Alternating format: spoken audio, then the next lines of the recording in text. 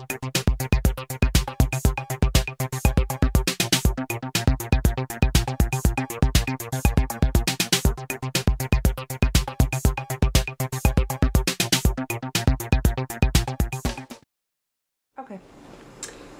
so we are here today because we wanted to talk about the $700 billion government bailout bill that was just passed in the Senate last night and is going to be up for vote in the House, I think, today. So we thought it would be interesting, since this is like a 451-page long bill, just look at it a little bit. And specifically, we have this section 101, which is about Tarp, the Troubled Asset Relief Program. And personally, I don't even understand what they're talking about for more than like one sentence at a time. So I thought it would be interesting for people to get a sense of, you know, what this thing is that everybody's running around saying, oh, we definitely think, you know, it should be signed. We definitely think it shouldn't be signed. That just, it's scary how much and you're not I don't even right, know. And you're not a stupid individual. No, I mean, I have a master's degree, and you know, I've gone to school quite a bit, and this is supposedly written in like 8th grade English. Yes. So let's just see what people think about this. So here we go. To provide authority for the federal government to purchase and insure certain types of troubled assets for the purpose of providing stability to and preventing disruption in the economy and financial system, and protecting taxpayers, and for other purposes. So that right there, what other purposes are they talking about, I wonder? TARP. The term TARP means the Troubled Asset Relief Program established under Section 101. A. Residential or commercial mortgages and any securities, obligations, or other instruments that are based on or related to such mortgages, that in each case was originated or issued on or before March 14, 2008, the purchase of which the Secretary determines promotes financial market stability, and B. Any other financial instrument that the Secretary, after consultation with the Chairman of the Board of Governors of the Federal Reserve System, determines the purchase of which is necessary to promote financial market stability, but only upon transmittal of such determination in writing to the appropriate committees of Congress. Well, that was about half a page of 451 pages, so I wonder what people got out of that so far. Let me just continue on a little more here. 3. Establishment of Treasury Office. A. In general, the Secretary shall implement any program under paragraph 1 through an Office of Financial Stability established for such purpose within the Office of Domestic Finance of the Department of the Treasury, which office shall be headed by an Assistant Secretary of the Treasury appointed by the President by and with the advice and consent of the Senate, except that an interim Assistant Secretary may serve pending confirmation by the Senate. What? C. Necessary actions. The Secretary is authorized to take such actions as the Secretary deems necessary to carry out the authorities in this Act, including, without limitation, the following.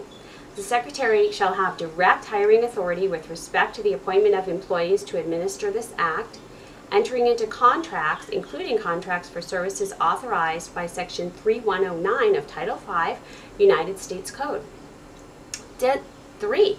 Designating financial institutions as financial agents of the federal government, and such institutions shall perform all such reasonable duties related to this Act as financial agents of the federal government as may be required. 4. In order to provide the Secretary with the flexibility to manage troubled assets in a manner designed to minimize costs to the taxpayers, establishing vehicles that are authorized, subject to supervision by the Secretary, to purchase, hold, and sell troubled assets and issue obligations. 5. Issuing such regulations and other guidelines as may be necessary or appropriate to define terms or carry out the authorities or purposes of this Act. Huh? Yeah, you lost me. Do you know what I'm saying? I think, yeah. Yeah. Would you like to read? I would, yeah, okay, I would great, love to. Great. D. program guidelines before the earlier of the end of the second business day period, beginning on the date of the first purchase of troubled assets pursuant to the authority under this section, or the end of the 45-day period, beginning on the date of enactment of this act, the Secretary shall publish program guidelines including the following. 1. Mechanisms for purchasing troubled assets. 2. Methods for pricing and valuing troubled assets. 3. Procedures for selecting asset managers. 4. Criteria for identifying troubled assets for purchase.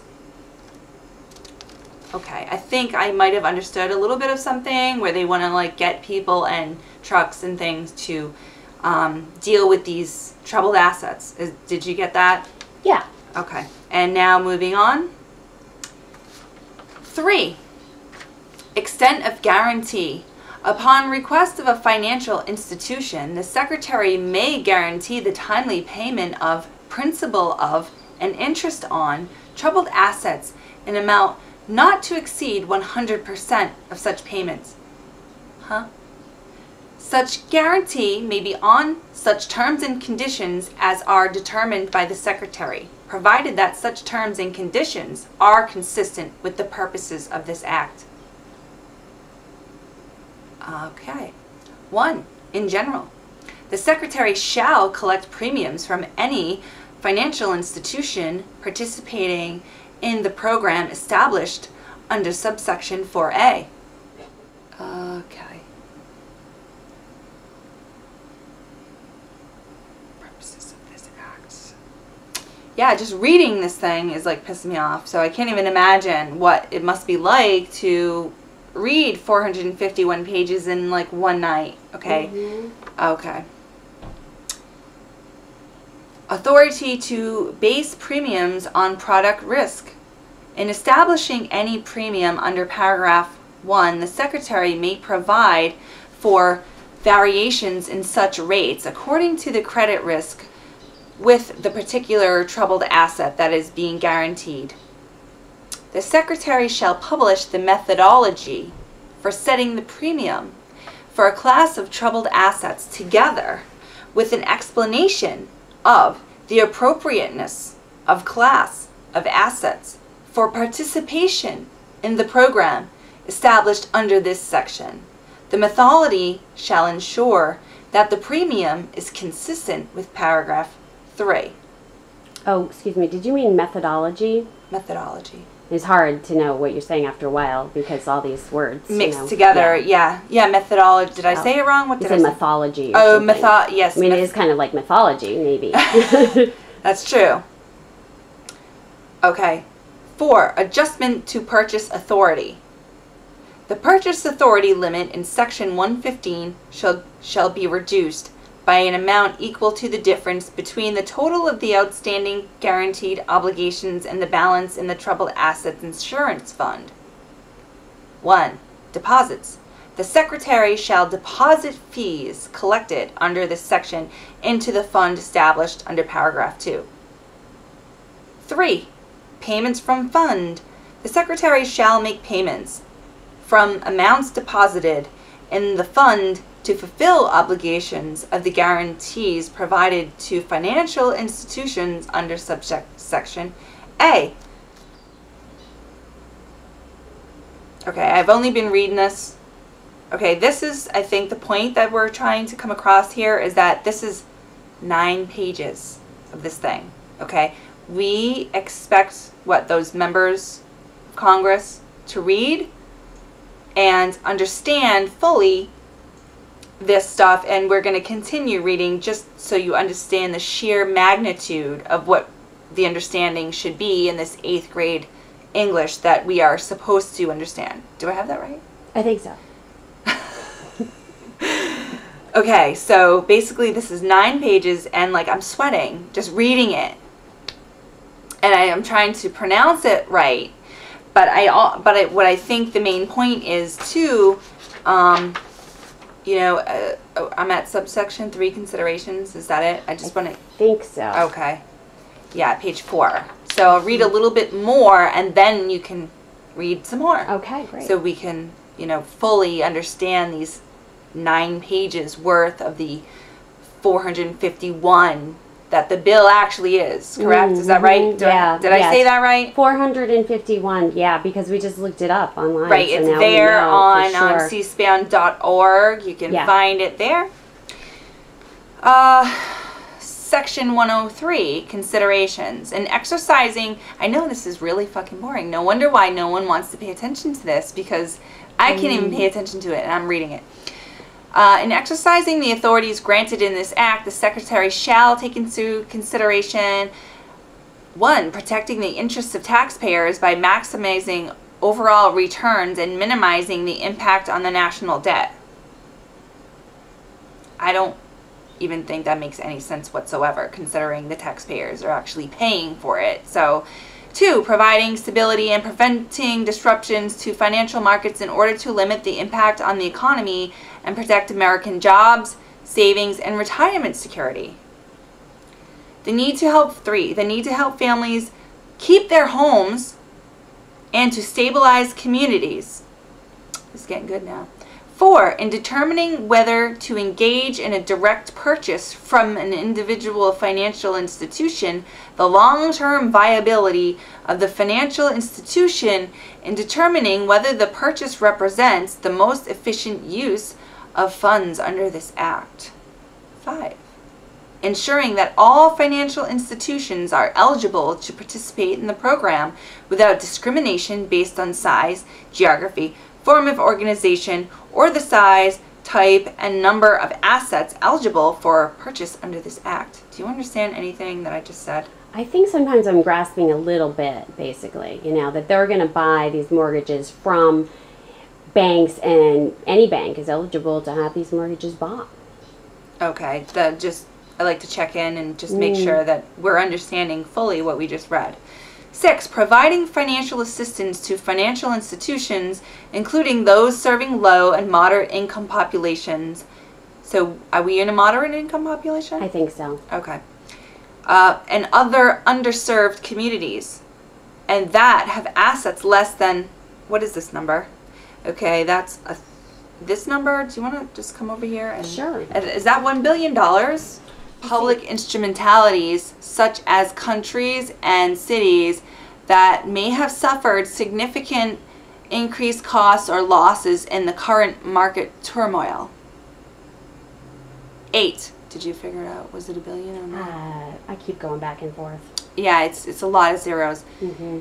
Protecting the retirement security of Americans by purchasing troubled assets held by or on behalf of an eligible retirement plan described in clause III, oh, that would be 3, 4, or 5, section 402 C8B of the Internal Revenue Code of 1986, except that such authority shall not extend to any compensation arrangements subject to section 409A of such code, and 9, the utility of purchasing other real estate owned in instruments backed by mortgages on multifamily properties.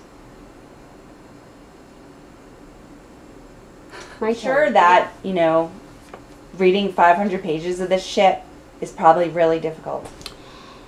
Yeah, I would imagine that reading 451 pages of this kind of stuff, that someone might miss some of the stuff that's in there. Right, because I don't even know what I just read, and I'm not a stupid person. Yeah, and I understand that there's some new stuff in this 451-page bill, such as like money for a rum factory in Puerto Rico.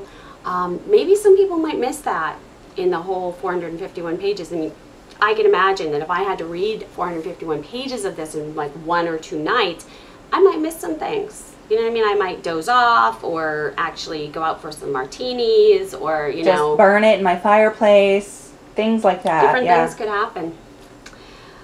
Let's see. 21, Section 104, Financial Stability Oversight Board.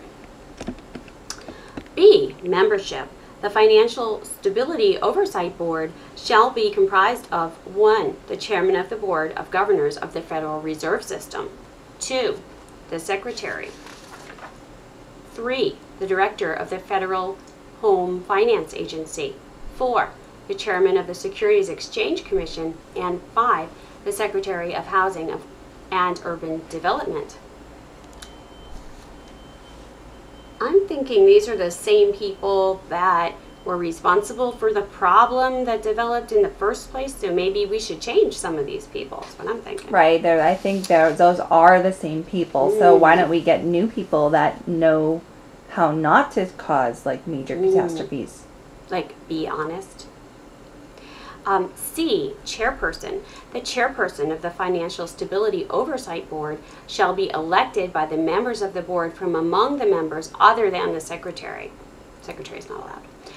D, meetings. The Financial Stability Oversight Board shall meet 2 weeks after the first exercise of the purchase authority of the secretary under this act and monthly thereafter. So how many times are they supposed to meet? Monthly 2 thereafter? weeks after the establishment, and then once a month. That doesn't really seem like a lot of meetings. Something so important. 1, in accordance with the purposes of this act. 2, in the economic interests of the United States, which of course has been a huge priority. 3, consistent with protecting taxpayers. Huge priority. Yeah, huge. In accordance with Section 112A. F, Credit Review Committee. The Financial Stability Oversight Board may appoint a credit review committee for the purpose of evaluating the exercise of the purchase authority provided under this act and the assets acquired through the exercise of such authority as the Financial Stability Oversight Board determines appropriate. I don't know what they just said. G, reports. The Financial Stability Oversight Board shall report to the appropriate committees of Congress and the Congressional Oversight Panel established under Section 125 semi-annually on the matters described under subsection A1. So semi-annually? So that's like once every 2 years? Or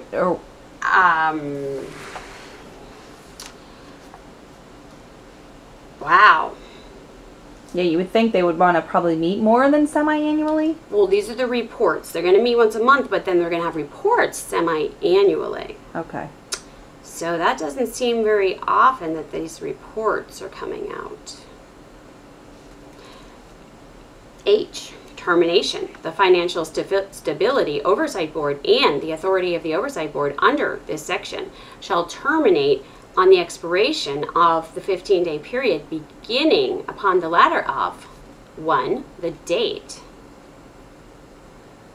the last troubled asset acquired by the Secretary under Section 101 has been sold or transferred out of the ownership or control of the federal government, or 2, the date of expiration of the last insurance contract issued under Section 102. I lost. I guess what they're saying is the Financial Stability Oversight Board will disintegrate after this whole thing is basically over, which is, I think, good. Section 105, reports. 2A, in general. 2, timing. C, regulatory modernization report. The Secretary shall review the current state of the financial markets and the regulatory system and submit a written report to the appropriate committees on Congress not later than April 30th, 2009. So there should be at least one report by April of 2009? Yeah. Okay. D, sharing of information. Any report required under this section shall also be submitted to the Congressional Oversight Panel established under Section 125. E, sunset. What? Sunset? Is Yeah. this some That's all it says. Sunset, Oh, period, with a dash. Okay. Section 106. Rights, management, sale of troubled assets, revenues, and sale proceeds. A, exercise of rights. The Secretary may, at any time, exercise any rights received in connection with troubled assets purchased under this Act. B, management of troubled assets. I'll just pause. Yep. Oh.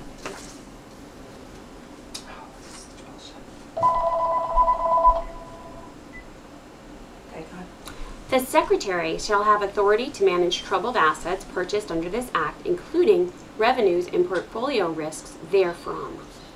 B, this is another B under the first B. Maybe Sale they of- can have a few different bees and nobody will even notice. Yeah, I think that's what's basically it is. Yeah. Second B. The Secretary may, at any time upon terms and conditions and at a price determined by the Secretary, sell or enter into securities, loans, repurchase transactions, or other financial transactions in regard to any troubled asset purchase under this Act. So the Secretary can do Whatever they want. Yeah. Okay. But they're not allowed into certain meetings. Right. C, there's nothing. It just says C, and then there's nothing else there. All right. D, application of sunset to troubled assets. Oh, sunset. Yeah, they're going to tell something about that now. The authority, see how it all makes sense. Oh, of course. The authority of the Secretary to hold any troubled asset purchased under this Act before the determination date in Section 120, or to purchase or fund the purchase of a troubled asset under a commitment entered into before the termination date in Section 120, is not subject to the provisions of Section 120.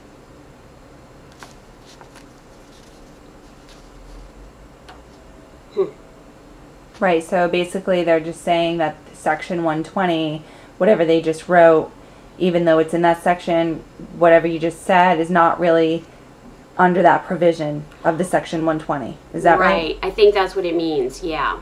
And I don't even know, we could probably get Section 120, but we don't have enough ink to print out the 451 pages. True. So maybe we could find it later if we can get through these 9 pages. Yeah, we can't afford the ink because we've been paying so many taxes. Yeah.